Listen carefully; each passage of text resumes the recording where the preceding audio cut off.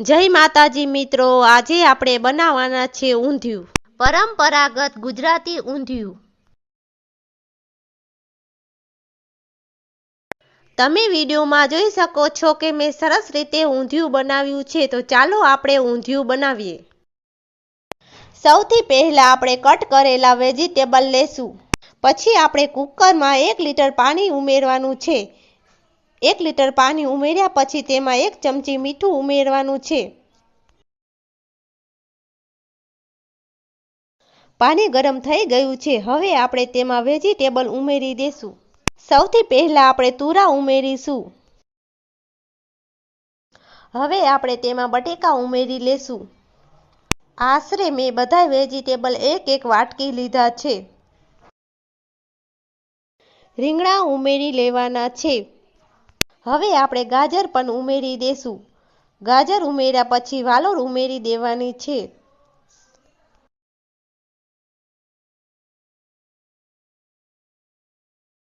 ફુલાવર ઉમેરી લેવાનું છે। ફુલાવર ઉમેર્યા પછી તેમાં કોબીજ પણ ઉમેરી લેવાની છે।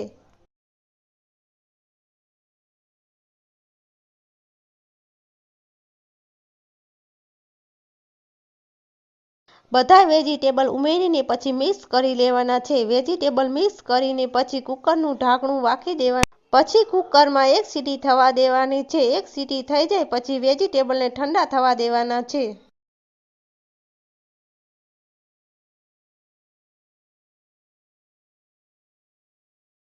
હવે આપણે ઊંધિયામાં નાખવા માટે મુઠિયા બનાવી લેશું। સૌથી પહેલા આપણે 2 વાટકી ચણાનો લોટ લેશું। સૌથી પહેલા સ્વાદ અનુસાર મીઠું ઉમેરશું। 1 ચમચી ધાણા જીરું પાવડર ઉમેરશું। 1 ચમચી કાશ્મીરી લાલ મરચું, અડધી ચમચી હળદર, અડધી ચમચી હિંગ, 1 ચમચી તલ, ઝીણા વાટેલા લીલા મરચાં 2 ચમચી ઉમેરશું। ઝીણું વાટેલું લસણ 2 ચમચી ઉમેરશું। અડધી ચમચી બેકિંગ સોડા ઉમેરવાના છે। બધાય મસાલા ચણાના લોટમાં મિક્સ કરી લેવાના છે।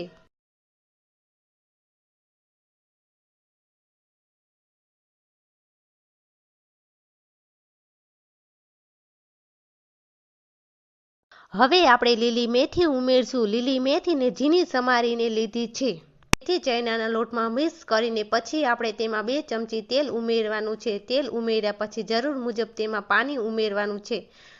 પાણી ઉમેર્યા પછી કઠણ લોટ બાંધી લેવાનું છે।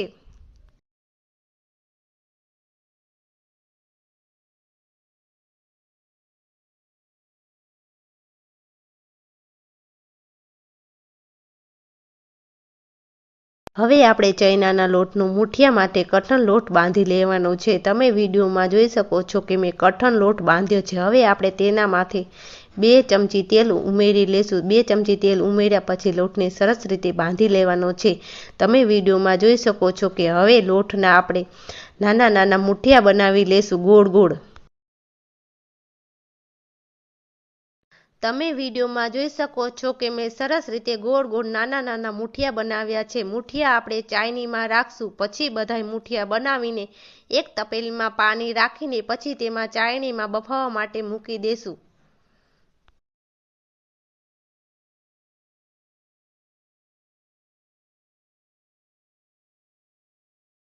હવે આપણે કુકરનું ઢાંકણું ખોલીને જોઈ લેશું કે વેજીટેબલ ચડ્યા છે કે નહીં। તમે વિડીયોમાં જોઈ શકો છો કે સરસ રીતે વેજીટેબલ ચડી ગયા છે। હવે ઊંધિયાનો વઘાર કરી લેશું। સૌથી પહેલા આપણે કુકરમાં તેલ ઉમેરશું। કુકરમાં તેલ ઝાઝા પ્રમાણમાં જ લેવાનું છે, કારણ કે ઊંધિયું આપણે રસાદાર અને તેલવાળું કરવાનું છે। સૌથી પહેલા આપણે રાઈ ઉમેરશું। અડધી ચમચી રાઈ ઉમેરશું। રાઈ તતડીને બંધ થઈ જાય પછી તેમાં અડધી ચમચી જીરું ઉમેરવાનું છે। જીરું ઉમેર્યા પછી જીરું ગરમ થઈ જાય પછી તેમાં આપણે 1 ચમચી હિંગ ઉમેરવાની છે।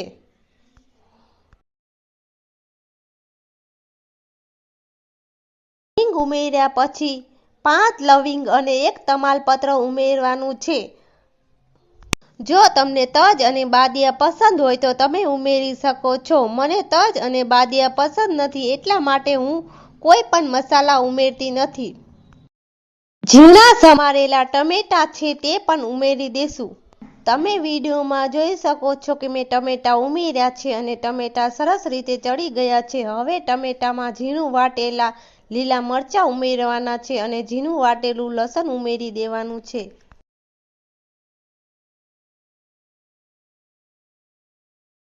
હવે આપણે થોડાક મસાલા ઉમેરી દેશું। અડધી ચમચી હળદર, 1 ચમચી કાશ્મીરી લાલ મરચું, 1 ચમચી ધાણા જીરું પાવડર, 1 ચમચી ગરમ મસાલો, સ્વાદ અનુસાર મીઠું અને ઊંધિયાનો મસાલો હોય તે પણ મિક્સ કરી લેશું।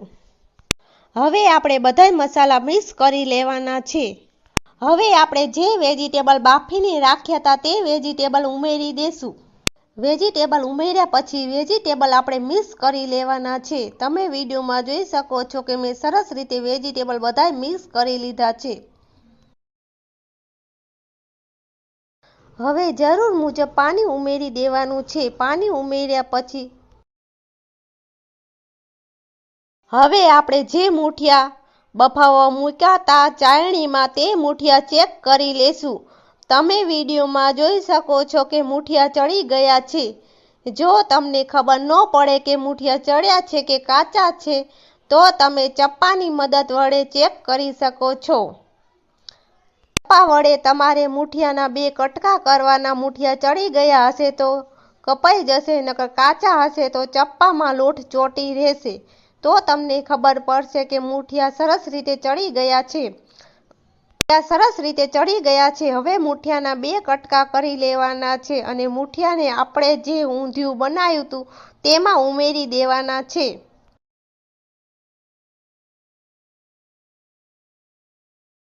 મૂઠિયાને ઊંધિયામાં ઉમેર્યા પછી હવે આપણે ઊંધિયાને 5 મિનિટ માટે કૂક થવા દેશું। હવે ઊંધિયું તૈયાર થઈ ગયું છે તો હવે આપણે ઊંધિયાને સર્વ કરી લેશું। તમે વિડીયોમાં જોઈ શકો છો કે મેં સરસ ઊંધિયું બનાવ્યું છે। તમને મારી રેસીપી ગમી હોય તો મારી ચેનલમાં જઈને મારી ચેનલમાં સબસ્ક્રાઈબ કરજો અને લાઈક કરજો અને કમેન્ટ બોક્સમાં લખીને કહેજો કે તમને ઊંધિયાની રેસીપી કેવી લાગી। હવે આપણે ઊંધિયાને સર્વ કરી લેશું અને તેને કોથમરી વડે ગાર્નિશિંગ કરી લેશું।